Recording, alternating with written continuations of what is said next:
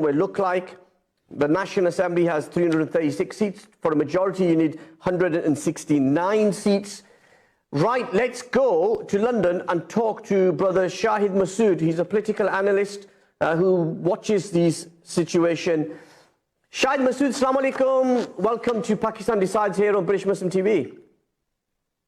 Wa alaikum salam, brother Shafiq. Thank you very much for letting me in. Well, thank you for joining us. First of all, what's your reaction to how the campaign has been today in Pakistan and the voting?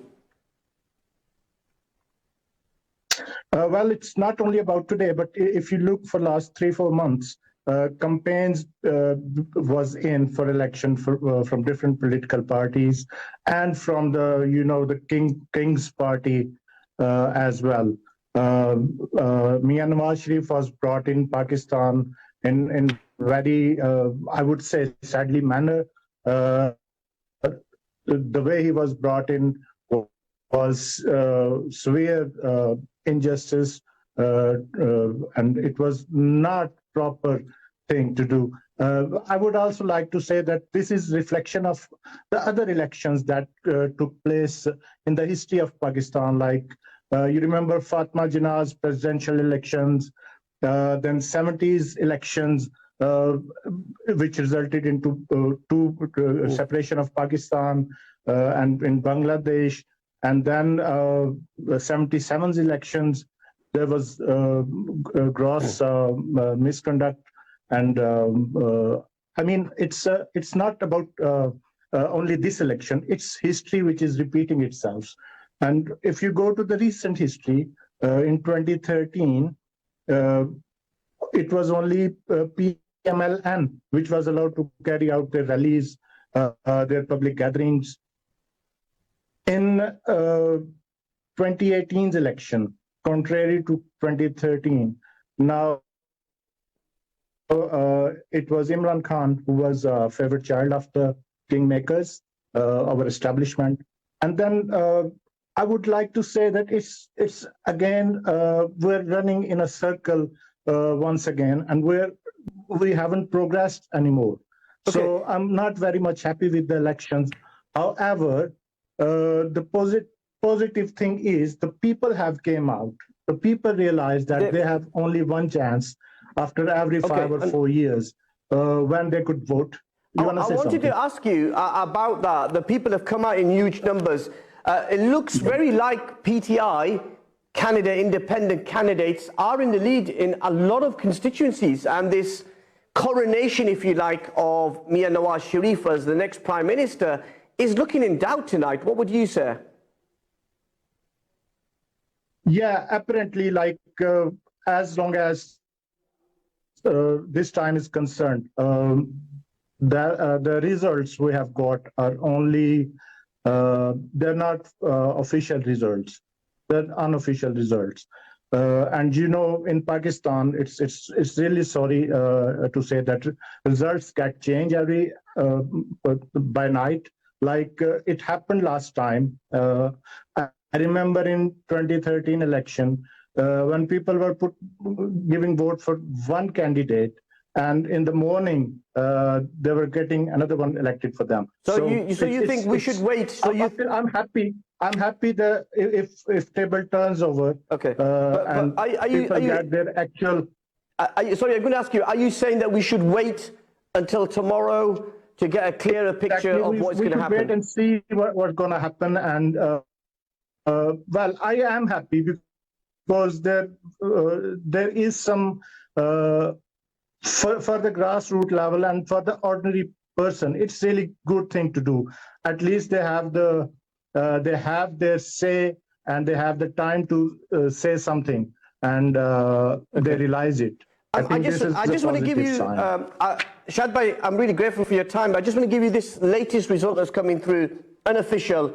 This is the ANP, this is NA10 Buna, which is the Awami National Party and PTI Black Independent candidate, Barrister Gohar Ali Khan. This is from 57 polling stations. ANP's Abdul Rauf is leading with 27,000 votes against Barrister Gohar Ali Khan, who has so far secured just 10,000, showing a difference of 17,000. So there are different results emerging. PTI's Barrister Gohar losing heavily.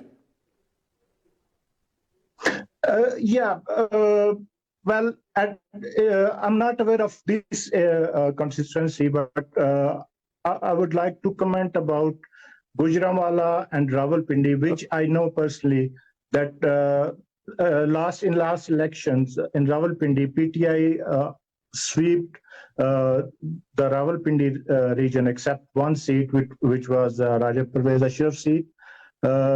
On rest of all the seats, their candidates had won. But in Gujranwala, the things are really different. I mean, Gujranwala is usually considered as a hub for Muslim League, but this time people have come out against them, and this is very, very much astonishing for me. I'm really amazed from that result. Also, even from Rawalpindi or any other region, even from Gujar Khan, from where I belong to basically, in Gujar Khan city, PTI has won. They had no proper. I mean, the person who had the ticket this time was not very strong candidate against Raja Parvez Ashraf, but still in the city he has won. And the news I'm getting from different sources, he's getting majority over Raja Parvez Ashraf up till now. Well, so actually, that's really amazing. I don't know what your source is for that, but Pakistan news channels are reporting that Parvez Ashraf is ahead in that constituency of it's a stronghold for him. Yeah, he is ahead. I'm only talking about the city. I'm talking about the city, Gujar Khan. Oh, Gujar Khan. So PTI has won within the city, yeah. Okay, in that polling area. Okay. What about, what do you make of the fact that you've got all these independent candidates who are leading in this election? They're part of PTI, PTI is supporting them. How do you think this will develop if we see 100 plus PTI independent candidates? How does that work out when they get to the assembly? Do they form a parliamentary group as PTI? Well, legally, they have to join a party within 3 days when they get into the assembly. They will have 3 days to join any party. This is really a critical question at the moment, because I personally don't know what the law is.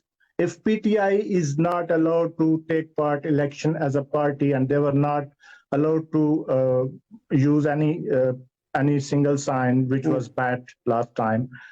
So I'm really unsure whether it will they could join PTI now or not. This is one thing. Second thing is how our military establishment deal with them. Do they let them go on their own, or let's see if they try to win them over and do what they want to do? Okay. Because it's really, at this point, PTI candidates are independent candidates. Yeah, they're independent candidates. Independent can go anywhere, and there's no legal or constitutional obligation on them. Okay. And I just wanted to ask you, obviously we are getting those reports coming in tonight. Mera Bano Qureshi, who's the daughter of former Foreign Minister Shah Mahmood Qureshi, she's up in NA 151. She's leading with 36,721 votes, while the PML Noon candidate Abdul Ghaffar Dogar Saab, he's in second position with 25,839. Pretty convincing win so far for her. Yeah, it's only 11,000, I think. She's 11,000 ahead, and it's very, very much convincing. And we also need to see the turnover as well, what the turnover is this year, because in last elections, the turnover was, I think, 51% in Pakistani elections. So we also need to see the turnover this time as well, because we can't take into account only the number of votes. it also depends on the turnover. Former Prime Minister Mir Nawaz Sharif, when he was voting today, said that you have to give one party a majority and not have a coalition government. That looks likely at the moment, based on the results we are seeing, unofficial results, that may not happen, and that the parties will have to negotiate an agreement to share power. How do you think Mir Nawaz Sharif is feeling tonight? Yeah, he must be disappointed from the apparent results. I mean, he must be very disappointed, because I think some forces have shown him some very different kind of picture when they brought him back in Pakistan, and I think he's not finding their promises to be fulfilled now, and he must be disappointed. In the morning, he was very confident. It was looking from his statement that he is not wishing that. He was just ordering that he wants a clear majority. But now at this moment, let's see what happens tomorrow. But up till this moment, it's very disappointing for him. One more thing before we say thank you to you. I know I'm really grateful for your time. We know that,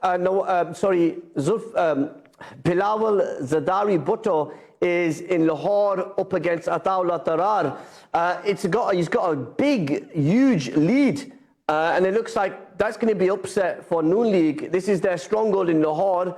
Bilawal Saab seems to have taken a huge lead. What's your reaction to that? Yeah, I'm not very much amazed, because in this constituency, I think it's 127, NA 127. I think Minhajul Quran and Pakistan Awami Tehreek, I think they were supporting Bilawal from that constituency. And this is the constituency where in 2002 election, Dr. Tairul Qadri won that seat. So they have strong hold there in that area. So I think they played a major role in Bilawal's victory. Okay, Shahid, final question, I promise. What do you think? Who's going to form the next government? Oh, it's really difficult question, but as I said, that it's only reflection of the history. So I don't see any single majority party in the parliament. There would be some coalition government, and the natural allies are PML and People's Party and maybe Maulana Fazlur Rahman. PDM Mark II. At this stage, sorry, say again? PDM Mark II. Yes, it's part 2, yeah. Well, Shahid Masood, thank you so much. Political analyst joining us live from London here in the UK. Thank you for joining us tonight on Pakistan Decides here on British Muslim TV. Thank you very much for letting me. Shahid, assalamu alaikum. Thank you so much. You. Okay, we are coming to you live from our studios here at the British Muslim TV Centre in Wakefield on Pakistan Decides.